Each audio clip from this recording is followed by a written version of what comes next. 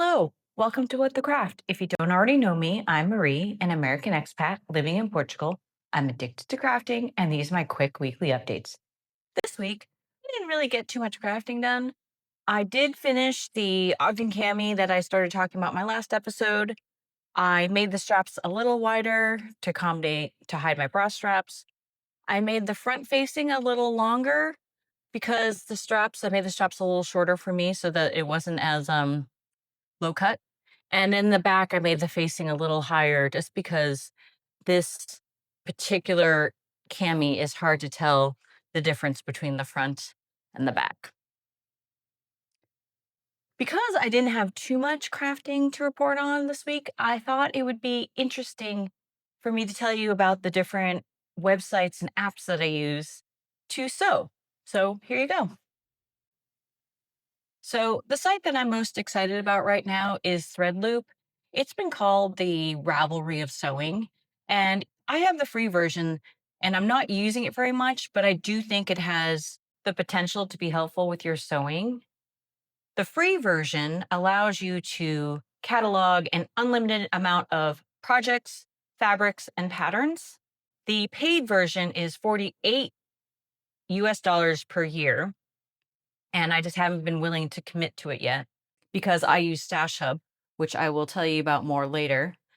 The paid version supposedly gives you the option for digital storage, so you can store your PDF patterns there, which would be great for those of us who have a lot of digital PDF patterns, which is also something that Ravelry did, which was a great feature.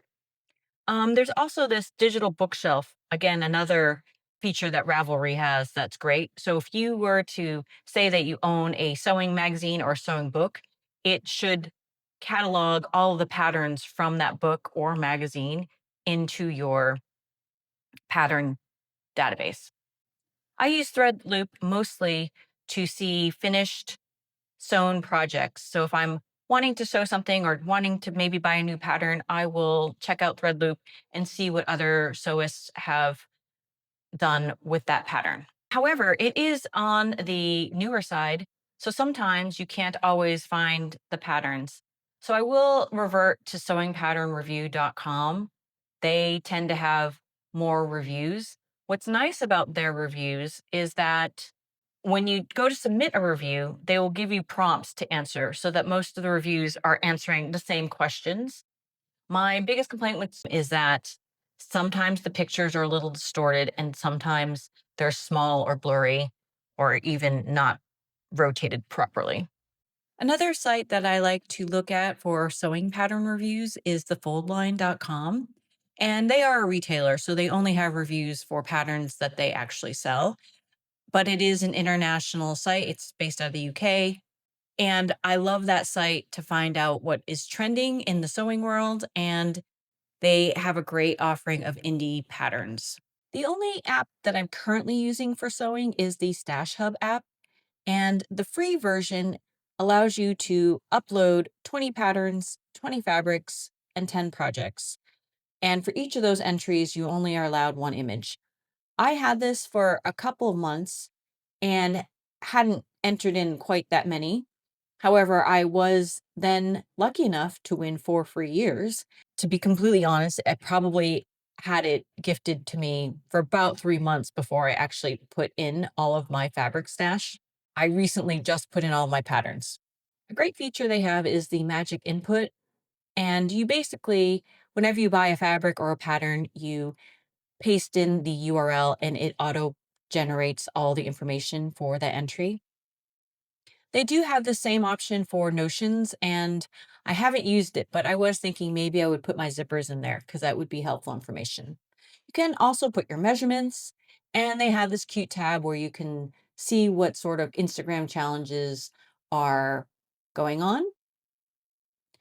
And they do have this nice feature called Magic Mockup, and you can upload your line drawing of the pattern and your fabric, and it gives you a general idea of how that finished garment might look. The paid version of Stash Hub is about 33 to 35 US dollars per year. Another site that I would like to mention is the SewShare. The creative director is Vicky Howell, so I have high hopes for it. However, I feel like it hasn't quite figured out what it wants to be for the sewing community right now. The forums are good.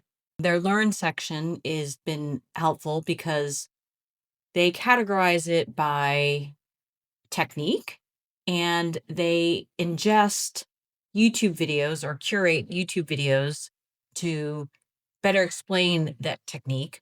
But they will also have a step by step written instruction on how to do it, which I have found helpful. Otherwise, I feel like the site's still lacking a little bit. Their store is lacking in inventory, and I haven't quite felt like the social aspect of it is there yet. However, I will keep my eye on this site because I think it's got potential to be something better. Okay, I think that's it. I'm going to sign off because it's hot. If you have suggestions on apps or websites that you use for your sewing, please let me know in the comments below. Thanks for watching. And in the meantime, craft on.